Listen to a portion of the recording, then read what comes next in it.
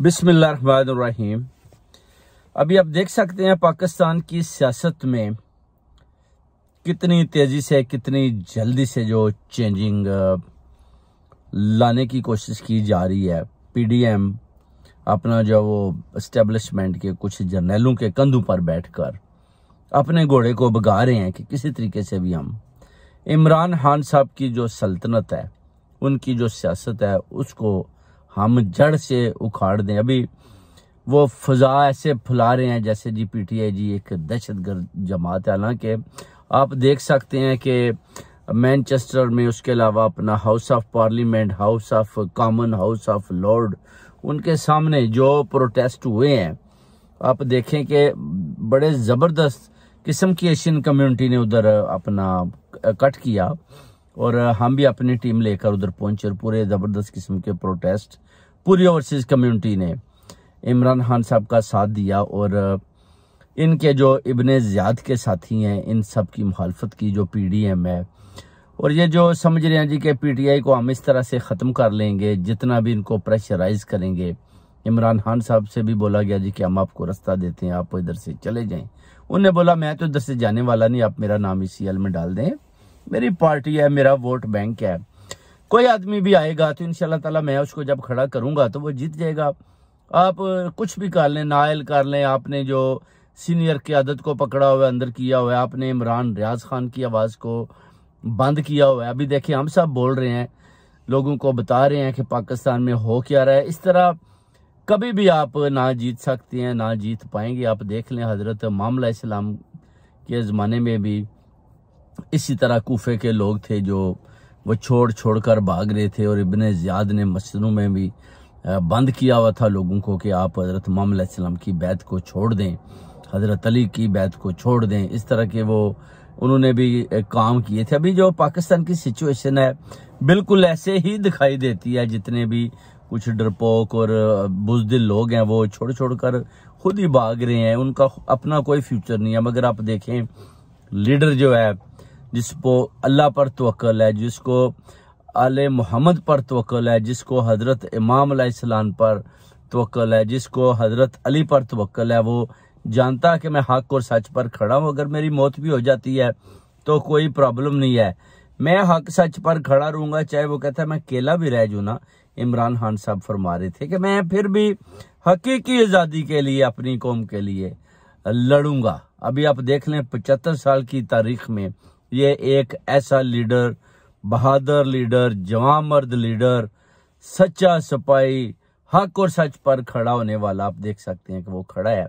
और ये सारी टीमें, कोई 15-16 पार्टीज हैं जो पॉलिटिकली और दूसरे इदारे कुछ जो साथ मिलकर इमरान खान की भरपूर मुखालफत कर रहे हैं। पैसा इधर से चल रहा है, नवाज शरीफ मिलियंस पाउंड फेंक रहा है, आसिफ अली जरदारी पैसा फेंक रहा है, मलक रियाज पैसा फेंक रहा है, हर कोई पैसा फेंक रहा है कि इमरान खान की क़यादत को, इमरान खान को जड़ से ख़त्म कर दें।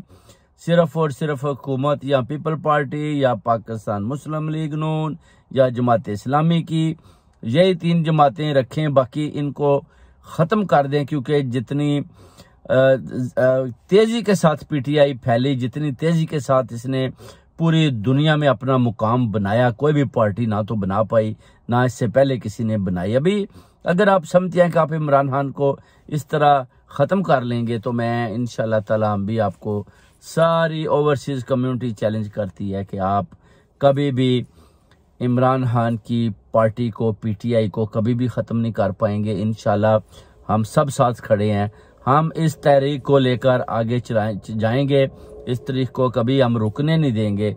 पूरे पाकिस्तानी मुबे वतनों का ये वादा है, आप कुछ भी कर लें, ये कभी होने वाला नहीं कि आप पीटीआई को नीचा दिखा दें। जितना इसको दबाएंगे ये तहरीक उतनी ज़्यादा उभरेगी और ऊपर जाएगी। बाकी जो एस्टेब्लिशमेंट में कुछ लोग हैं वो गंदे अंडे आए हुए हैं, मैं कहता हूं कि उन्होंने भी चले जाना है। वो 2-2, 3-3 साल के मेहमान हैं, फिर उसके बाद किसी का ठिकाना ऑस्ट्रेलिया है, किसी का अमेरिका है, किसी का बेल्जियम है, किसी का यूएई है, किसी का बरतानिया है। आपका फ्यूचर तो कोई नहीं पाकिस्तान में। आप तो आए हैं पैसा बनाने, पैसा बनाएं और जाएं। वैसे भी आपको पैसा मिल चुका है। अगर आपको वो पैसा दे रहे हैं तो आप वो पैसा रखें, मगर हक और सच के साथ खड़े हों, क्योंकि हम तो सारे पाक अफवाज के साथ खड़े हैं। तो उसमें अगर पाक अफवाज में भी ये कुछ चंद जर्नैल ऐसे हैं जो गंदे अंडे हैं, तो पाक अफवाज को भी चाहिए कि इनके ऊपर चेक रखना कि आप किस पार्टी को किस तरीके के साथ ख़त्म करना चाहते हैं। आप तो कहते हैं हमारा सियासी पार्टियों के साथ किसी किस्म का तलक नहीं है, हिस्सा नहीं है। अभी आप एक पार्टी को ही डंडे की नोक पर रख कर आगे चल रहे हैं, उनके वर्करों को मार रहे हैं, उन पर तशद्दुद कर रहे हैं। तो ये आप कैसे कह सकते हैं कि आपका जिस सियासी पार्टियों के साथ किसी किस्म का तलक नहीं है। आप ये जो कुछ भी कर रहे हैं, जस्टिस जो है वो भी आपने डराए हुए हैं। तो बेसिकली बनाना रिपब्लिक आपने बनाया हुआ है, और अभी आप इमरान खान साहब को भी, उनका भी मर्डर करना चाहते हैं, मगर उसके लिए भी फिर जरूरत चाहिए। पहले रेड लाइन क्रॉस की तो आपने देख लिया कि क्या हाल हुआ। उसके बाद अभी भी आप अगर खान साहब के साथ कोई ऐसी ज्यादती करेंगे तो आपको पता है अवाम फिर बाहर निकल आएगी, फिर आपसे संभालना मुश्किल हो जाएगा। इसलिए आप होश के नाखन लें, इलेक्शन का ऐलान करवाएं, इलेक्शन होगा तो सिलेक्शन होगी, और जो पार्टी जीत कर सामने आएंगी आप उसको प्राइम मिनिस्टर की चेयर पर बिठाएं। मगर अगर आप समझते हैं कि आप इमरान खान साहब को नायल करके और इस तरह आप इनको कालादम और दहशतगर्द जमात करार देकर, और आप नवाज शरीफ साहब को लंदन से कहते हैं जी कि आप आ जाएं और आप आकर इलेक्शन जीत जाएं और अकेले खड़े हो जाएं, बाकी आप खुद ही धांधली करके उनको वोट भी डलवा दें, तो मैं सोचता हूं कि जितनी भी आवाम है जो पीटीआई की है वो तो कभी भी ना तो आपको वोट डालने जाएगी, ना को घर से बाहर जाएगा। तो आप जाली वोट उतने डाल सकते हैं जितनी आप समझते हैं कि पॉपुलेशन किस किस हल्के में है, तो उससे आप धांधली के जोर पर आप अपनी गवर्नमेंट सामने ला सकते हैं। मगर यकीन के साथ कहता हूं कि अगर आप गवर्नमेंट बना भी लेते हैं तो वो चल नहीं पाएगी, वो लूली लंगड़ी गवर्नमेंट होगी। मुशत का बुरा हाल हो चुका है, फिर भी पीटीआई वाले आपको नहीं चलने देंगे। आप चाहे सीनियर की आदत को कुछ भी कर दें, इनको डंडे मारें, भगाएं, ये घूम घूम कर इन्होंने वापस ही आना है। जो चले गए हैं वो भी उन्होंने एट दी मोमेंट गए हैं, मगर वो अंदर से सारे साथ ही हैं। जैसे ही मैदान लगेगा वो फिर डोल की थाप पर आप सबके सामने आकर खड़े हो जाएंगे और कौम को बताएंगे कि हमारे साथ क्या क्या जुल्म हुए, हमारे साथ क्या क्या ज्यादतियां की।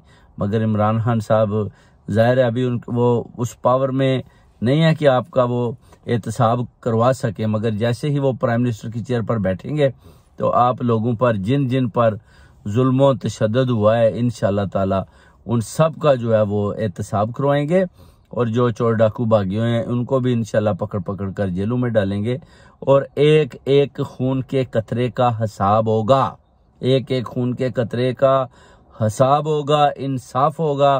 पाकिस्तान की आवाम पर जो जुल्म सितम हुआ इंशाल्लाह उसका भी हिसाब लिया जाएगा। दूसरा जो ये कह रहे हैं जी जो खैबर पख्तूनख्वा वाले हैं जी ये सारे दहशतगर्द हैं, आप देखें कि आप अपने पख्तून भाइयों को कहते हैं कि वो दहशतगर्द हैं, आप अपने पख्तून भाइयों के दिलों में डाल रहे हैं कि वो दहशतगर्द हैं। आप अपने पख्तून भाइयों को कहते हैं कि आप जुमान पार्क में क्या कर रहे हैं, आप अपने पख्तून भाइयों को जुमान पार्क से पकड़कर उनको कहते हैं कि ये दहशतगर्द हैं, ये इधर से भाग रहे थे, हमने पकड़े हुए हैं। आप अपने पख्तून भाइयों को पकड़ पकड़ कर उन पर जो जुल्म सितम कर रहे हैं, तशद्दुद कर रहे हैं, वो सारे पंजाब के सामने है, सिंध के सामने है, बलूचिस्तान के सामने है। आप जितना भी उन पर तशद्दुद करेंगे नफरत और फैलती जाएगी। फिर आप अवाम में और फौज पाकिस्तान में जो डिस्टेंस पैदा कर रहे हैं, हम चाहते हैं वो डिस्टेंस खत्म हो। अवाम पहले की तरह जैसे कि जंग अगर होती है तो लोग अपने सोने के जेवरात भी ले आते थे कि हम पाक आर्मी के लिए हाजिर हैं, अपनी जान भी हाजिर है। जैसे कि अभी भी आप देखते हैं पीटीआई के प्रोटेस्ट में सारे जितने हैं वो कहते हैं कि पाक आर्मी के लिए हमारी जान भी हाजिर है, हम अपनी जानें लगा देंगे, पाक आर्मी का झंडा इंशाल्लाह हमेशा बुलंद करेंगे। मगर जो चंद लोग हैं जो खराब हैं, जो इस पाक आर्मी को गलत डिसीजन ले रहे हैं और दे रहे हैं, और अपनी जो वो बलबूते पर वो चाहते हैं कि जैसे हम चाहें वैसे हो, तो इस तरह फिर वो भी ज्यादा देर नहीं चल पाएंगे, क्योंकि वो तो 3-3 साल के मेहमान हैं, और ये जो सियासतदान है ये हमेशा के लिए हैं, तो उनको चले जाना है, तो इन्होंने हमेशा रहना है। तो आप हमेशा रहने वालों को ही सही रखें, उनके साथ ठीक चलें, ताकि जो भी पार्टी आती है बरसर इख्तिदार आती है वो आपको भी अच्छे अच्छे उहदों पर तकर्री दें और आप मुल्क के साथ इंसाफ के साथ चलें। आप जितनी भी सियासी पार्टी हैं उनमें मुदाखलत ना करें। आप ये जब भी कोई जर्नैल जाता है आप देखें कितना पैसा वो बनाकर चला जाता है, जो आवाम का पैसा होता है, टैक्स का पैसा होता है। आपको आवाम के टैक्स के पैसों से अभी आप आवाम के सामने खड़े हो गए और आप कहते हैं जी इमरान खान को बोल दें जी कि आप हमारे और अवाम के दरमियान से हट जाए, क्योंकि हमें और अवाम में जो लड़ाई है वो हम ख़त्म करें, और जो इमरान खान दरमियान में बैठा हुआ है इसको बोलें जी कि आप दरमियान से निकल जाओ। इमरान खान कभी भी अवाम और एस्टेब्लिशमेंट की जंग से दरमियान से नहीं हटेगा, क्योंकि उसको पता है कि ये मुल्क भी मेरा है, ये फौज भी मेरी है, ये कौम भी मेरी है, ये अवाम भी मेरी है। तो मैं अगर हट गया तो ये आपस में लड़ मरेंगे, तो मैं कभी भी इनके दरमियान में से नहीं हटूंगा। और वो खड़ा है और वो बार बार कह रहा है कि ये मुल्क मेरा है, ये फौज मेरी है, ये कौम मेरी है, ये अवाम मेरी है, ये दायरे मेरे हैं, मैं इनका हूँ। ये बच्चों की तरह होते हैं, जैसे आप प्राइम मिनिस्टर होते हैं तो ये आपके बच्चों की तरह होते हैं। जितनी अवाम है आप उस तरह से एक बाप की हैसियत रखते हैं। आपने अदल और इंसाफ को अरूज पर लेके जाना होता है, अदल का झंडा जो है वो बुलंद करना होता है। अगर आप उसमें गलत डिसीजन लेते हैं तो फिर अवाम भी आपसे भाग जाती है, वो आपका साथ नहीं देती। तो इसी तरह आप भी वो चाहते हैं कि एस्टेब्लिशमेंट में और अवाम में जो एक खूनी रिश्ता है शातों का वो कायम रहे। अगर आप इसी तरह अवाम के ऊपर तशद्दुद करते जाएंगे तो फिर आपको पता है जब आपने बांग्लादेश वालों पर भी तशद्दुद किया था तो उधर भी आपने देख लिया कि कितनी बुरी तरह हार हुई थी। तो इधर भी अगर ज्यादा तशद्दुद करेंगे तो फिर अवाम भड़क उठेगी, जब भड़क उठेगी तो फिर मुल्क का नुकसान होगा, मुल्क का नुकसान होगा तो ये सारे सियासतदान भी रगड़े जाएंगे, और ये जो जैली लोग प्रेशराइज कर रहे हैं लोगों को ये भी दरमियान में रगड़े जाएंगे। फिर इनको बचाने वाला भी कोई नहीं होगा, क्योंकि अवाम एक दफा निकल आई तो फिर आपको पता है कि आपके सारे रास्ते रुक जाएंगे। तो इसलिए आप उतना तशद्दुद करें, इतना जुल्म करें जितना आप वापस भी ले लें। इसलिए किसी पार्टी को भी आप इमरान खान साहब को इतना भी उनको नीचे लगाने की कोशिश ना करें, बल्कि आप इलेक्शन का ऐलान करवाएं कि कौन से दिन इलेक्शन होगा, और आने दें मैदान में। नवाज शरीफ को भी आने दें, नवाज शरीफ को भी आने दें, इमरान खान को भी खेलें, आकर मैदान में इलेक्शन खेलें, फिर देखें कौन जीतता है। फेयर इलेक्शन होने चाहिए। तो ये आर्मी का रोल होना चाहिए, अच्छा रोल होना चाहिए, क्योंकि आर्मी ने हमेशा अच्छा रोल अदा किया है। और अगर अभी वो समझ रहे हैं जी कि वो पीटीआई वालों ने कुछ ऐसा काम किया है तो कोई ऐसी बात नहीं। खान साहब ने, इमरान खान साहब ने पुरजोर मजम्मत किया है कि हमारा कोर कमांडर के घर पर ना तो मेरे वर्कर गए हैं, ना वो कहते हैं कि किसी को भेजे। अगर कोई गए हैं तो वो आप देख लें कौन, आप उनको पकड़े, आप उनको अदालतों में ले जाएं। मगर वो कहते हैं मैं तो अंदर था, मुझे तो पता भी नहीं कि बाहर क्या हुआ है। जब मैं बाहर निकला हूँ, जाहिर है मैं लीडर हूँ, मुझे आप बाहर छोड़ेंगे तो फिर अवाम भी घर जाएगी। अगर आप मुझे अंदर रखेंगे तो ये अवाम तो भड़की रहेगी, और आपके इस तरह रोज ऐसे वाकयात होते रहेंगे कि आप भी उनका मुकाबला कर करके थक जाएंगे। जब थक जाएंगे तो फिर आपको इमरान खान की जरूरत पड़ेगी कि हम इमरान खान को बाहर भेजते हैं ताकि ये कौमी लीडर और अवाम को चुप कराए। जैसे अभी देखे उन्होंने सबको बोला कि आप घर चले जाएं, तो लोग चले गए हैं। तो अभी वो तलाशी भी ले ली आपने ज़मान पार्क, उधर भी कुछ नहीं निकला। तो है तो कुछ नहीं, खान साहब के ऊपर कोई केस नहीं है। और ये जो आप केस जो बने हुए हैं जो इन शरीफ बरादरान पर हैं, वो जस्टिस जो है वो पैसा लेकर उनको भी ख़त्म कर रहा है। फ़र्क फिर भी नहीं पड़ेगा। इलेक्शन आएंगे तो इमरान खान साहब फिर जीत जाएंगे। तो ये केस दोबारा फिर नैब को उसने फिर स्ट्रांग कर देना। जब नैब स्ट्रांग होनी है तो उन्हें फिर आसिफ अली जरदारी, नवाज शरीफ, शहबाज शरीफ, मरियम नवाज, इन सब को धर लेना है। उसके बाद फिर इनका ठिकाना जेल होगा। इसीलिए पूरी ओवरसीज कम्युनिटी आपको चैलेंज करती है, आपके आगे अपील भी करती है हुकूमत के आगे कि आप इलेक्शन का ऐलान करें।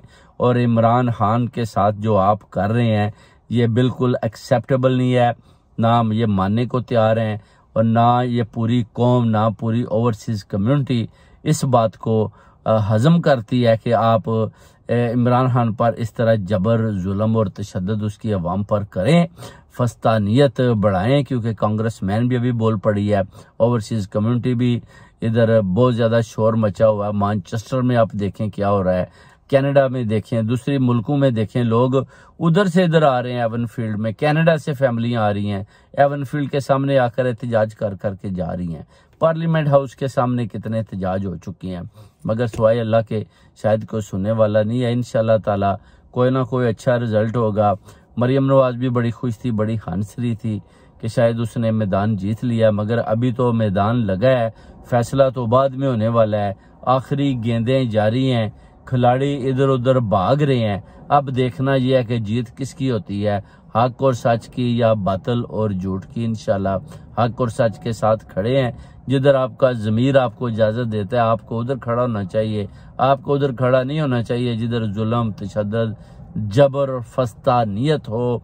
क्योंकि आपको पता है अगर आपका ज़मीर नहीं इजाजत देता तो जब आप जुल्म के साथ खड़े होंगे तो फिर आप बातिल खिलाएंगे, जब आप बातिल खिलाएंगे तो फिर आपका ठिकाना भी जन्म होगा। इसलिए हक और सच के साथ खड़े हो जाए। हक और सच की तादाद थोड़ी होती है, मगर जीत हमेशा हक और सच की होती है। आपको पता है हजरत मामला इस्लाम हक के साथ खड़े हुए, शहादत हुई, उनका नाम रहती दुनिया तक कायम। और यजीद भी, वो भी हाफिज़ कुरान था, मगर देखें कि उसने जो जुल्म ढाया लोग उसके नाम पर अभी भी थूकते हैं, गालियां निकालते हैं। इसलिए इन पीडीएम हुकूमत वालों को भी कहते हैं कि आप जनाब बंदे के पुत्र बने और इलेक्शन करवाएं, और इमरान खान अगर जीता तो उसको आप आने दें। आप बच्चों के मुस्तकबिल के लिए इस मुल्क को आगे बढ़ने दें। कितनी देर तक आप जुल्म कर लेंगे और मैशत को तबाह कर लेंगे। लोगों को शौर आ चुका है, अभी वो पहले की तरह आपको वोट नहीं देंगे, ना वो आपकी बात मानने को तैयार है।